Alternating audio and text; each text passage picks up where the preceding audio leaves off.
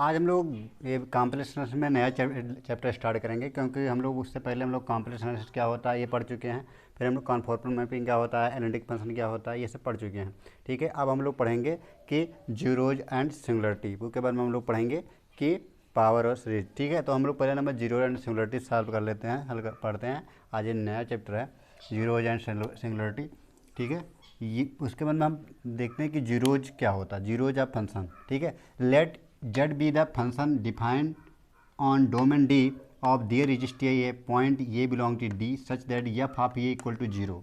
ठीक है, then A set to be ये जीरो ऑफ द फंक्शन। हम लोग अगर कोई भी, हम यहाँ से यहाँ पर समझा रहे हैं इतना, ठीक है, यहाँ से नीचे या इसका हर वैल्यू समझा रहे हैं। ठीक है, तो हम लोग उसको जीरो ऑफ फंक्शन जब कब बोलते हैं, जब कोई भी फंक्शन उस पॉइंट पर हमारा जो वैल्यू क्या हो, जीरो हो जाए। कोई भी पॉइंट पर, जैसे ये पॉइंट था जो हमारा यहाँ पर फंक्शन की वैल्यू क्या जीरो जो हो जाती है, उस पॉइंट पर जीरो हो जाता है, तो हम उसको क्या कह सकते हैं कि जीरो आज ऑफ द फंक्शन बोलते हैं, जीरो ऑफ द फंक्शन बोलते हैं। जैसे मान लिया जाए कोई पॉइंट ले लिया जाए, जैसे कि F of Z equal to ले लिया जाए 1/z, मान लिया जाए z-2। ठीक है, z-2, या मान लिया जाए कि यहाँ से ले सकते हैं z-4 ले सकते हैं।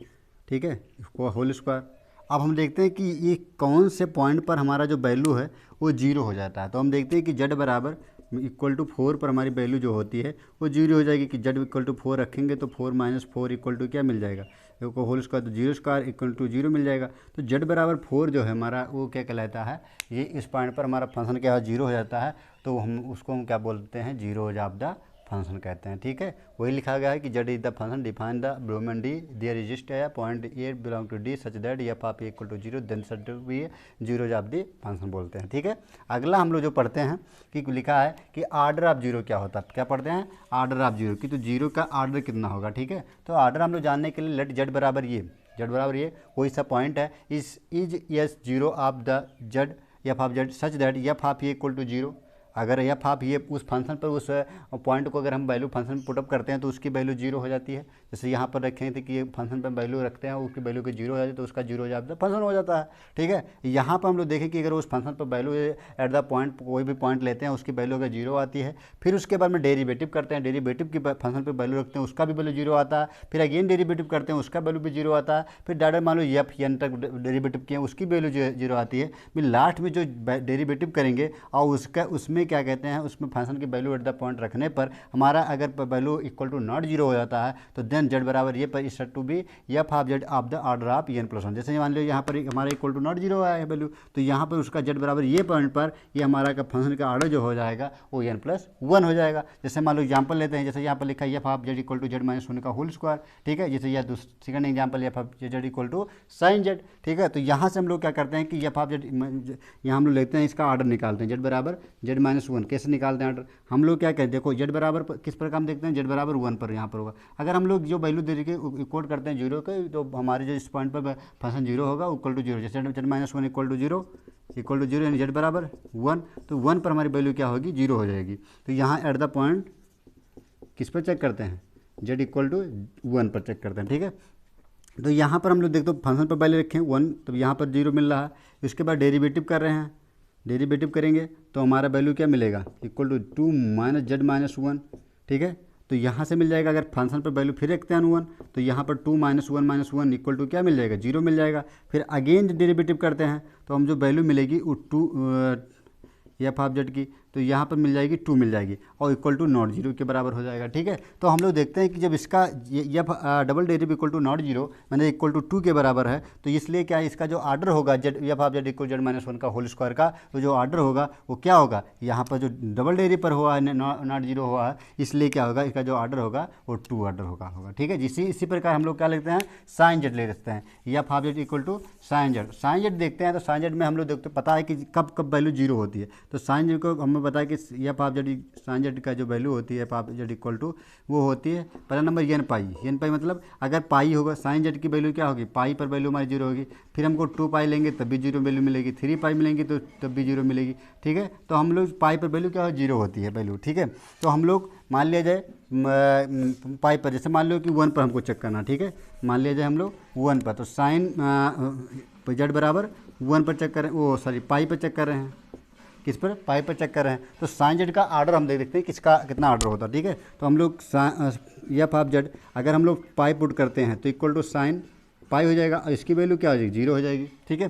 फिर हम लोग क्या करते हैं, अब हम लोग डेरिवेटिव चेक करते हैं। तो डेरिवेटिव साइन जेड का क्या होगा, कास जेड होगा, ठीक है। और जेड की जगह का वैल्यू पुट के पाई पुट करेंगे, यहाँ जेड होगा तब यहाँ पुट करेंगे जो वैल्यू वो हमारा p f dash z equal to क्या मिलेगा, कास पाई, ठीक है। यहाँ पाई पुट करेंगे तो यहाँ जब पाई पुट करेंगे तो कास पाई की जो वैल्यू होगी कास 180 माइनस 0, यानी कास 180 माइनस थीटा बराबर क्या होगा, यानी कि माइनस कॉस थीटा, मतलब यहाँ वैल्यू की -1 आ जाएगी। तो इसका जो यहाँ पर इक्वल टू नॉट 0, जब dash equal to pi equal to not 0, ये 0 के बराबर नहीं होता है, मतलब जो f of Z equal to sine z को होगा वो आर्डर क्या होगा, इसका ऑर्डर 1 हो जाएगा, ठीक है।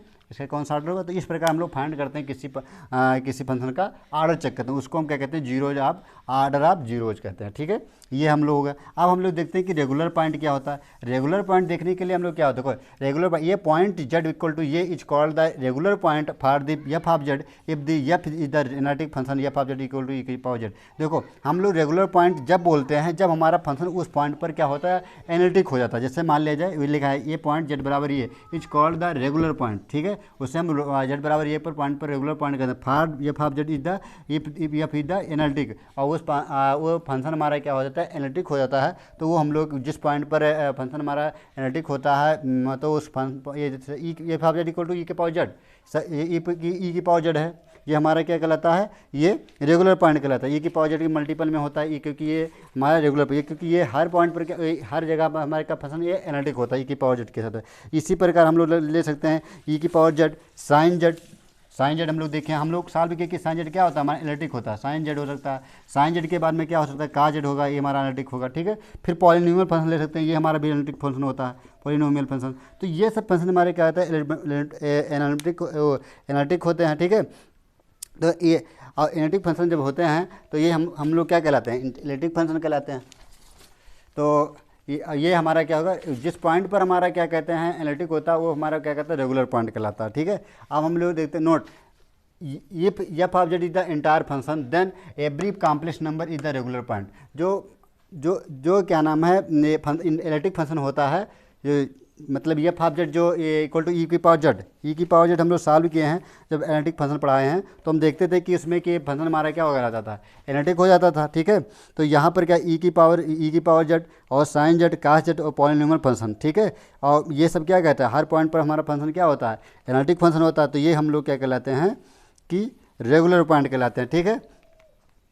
रेगुलर पॉइंट कहते हैं इंटायर फंक्शन, इंटायर फंक्शन का बोलते हैं जब साइन जेड कास जेड ये पॉलिनोमियल है, ये पॉइंट पर हमारा फंक्शन एनालिटिक भी होता है, और जिस पॉइंट पर और जो ये फंक्शन होता है वो हमारा क्या कहलाता है, एनालिटिक होता है, तो वो इंटायर फंक्शन बोलता है, ठीक है। अब हम लोग सिंगुलर पॉइंट देखते हैं। सिंगुलर पॉइंट क्या होता है, सिंगुलर पॉइंट देखने के लिए हमको देखो क्या है कि ये पॉइंट जेड बराबर ये इधर called singular point of F of Z is not analytic.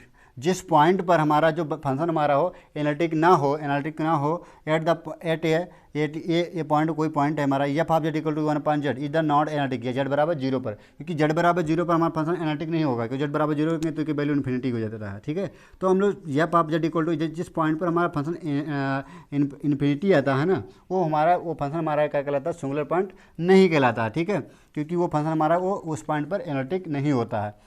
जिस पॉइंट जैसे यहाँ पर 1 z is the not analytic, z बराबर 0 पर ये कोई पार्टिकुलर नंबर पर अगर फंक्शन हमारा नॉट एनालिटिक होता है तो वो पॉइंट हमारा क्या कहलाता है, वो सिंगुलर पॉइंट कहते हैं। सिंगुलर मतलब बोलते हैं सिंगुलर मतलब का अकेला, मतलब एक पॉइंट पर जो हमारा फंक्शन जो है वो अनडिफाइंड हो जाता है, मतलब या इनफाइनाइट हो जाता है, इनफाइनाइट वैल्यू आती है, उस पॉइंट पर हम क्या कहते हैं, सिंगुलर पॉइंट बोलते हैं उस पॉइंट को। जैसे इस प्रकार से समझ लीजिए, जैसे ये 1 जेड के लिए क्या था, 1 जेड के लिए जेड बराबर जेड हमारा अगर वैल्यू पुट करते हैं 0 पर तो यहाँ पर 1/0 इक्वल टू इन्फिनिटी आ जाता है। तो ये हमारा क्या कहलाता है, एनालिटिक पॉइंट कहलाता, सिंगुलर पॉइंट कहलाता, सॉरी कौन सा पॉइंट, जेड बराबर 0 किस फंक्शन पर, 1 जेड फंक्शन पर, ठीक है। अब हम लोग इसी प्रकार f of Z equal to लेते हैं 1 जेड -1, तो जेड बराबर किस पॉइंट पर हमारा फंक्शन जो हो वो एनालिटिक नहीं होगा, तो जेड बराबर 1 पर, जेड बराबर 1, क्योंकि 1 पुट जब करेंगे तो 1 - 1 इक्वल टू क्या हो जाएगा, 0 हो जाएगा, और 0 जब आएगा तो हम इस फंक्शन पर पर क्या फंक्शन हमारा एनालिटिक नहीं होगा। तो वो जेड बराबर 1 जो होगा वो जब आप जेड 1/z-1, ये जेड बराबर 1 हमारा क्या होगा, सिंगुलर पॉइंट होगा। और बाकी सभी पॉइंटों पर क्या होगा, हमारा फंक्शन एनालिटिक तो होगा, फिर जेड बराबर 1 पर फंक्शन हमारा एनालिटिक नहीं होगा। तो जेड बराबर 1 जो होगा वो इस पॉइंट पर इस फंक्शन के लिए क्या होगा, तो सिंगुलर पॉइंट कहलाएगा। ठीक है, तो हम लोग अब देखेंगे सिंगुलरिटी के टाइप्स ऑफ सिंगुलरिटी कितनी होती है। ठीक है, तो आप लोग हम लोग सिंगुलर पॉइंट देखें, जीरोज आप फंक्शन देखें, ऑर्डर आप जीरोज देखें, और रेगुलर पॉइंट भी देखें। ठीक है, अब हम लोग अगला जो देखेंगे वो सिंगुलर टाइप ऑफ सिंगुलरिटी देखेंगे। ठीक, कितने टाइप की होती हैं। ओके।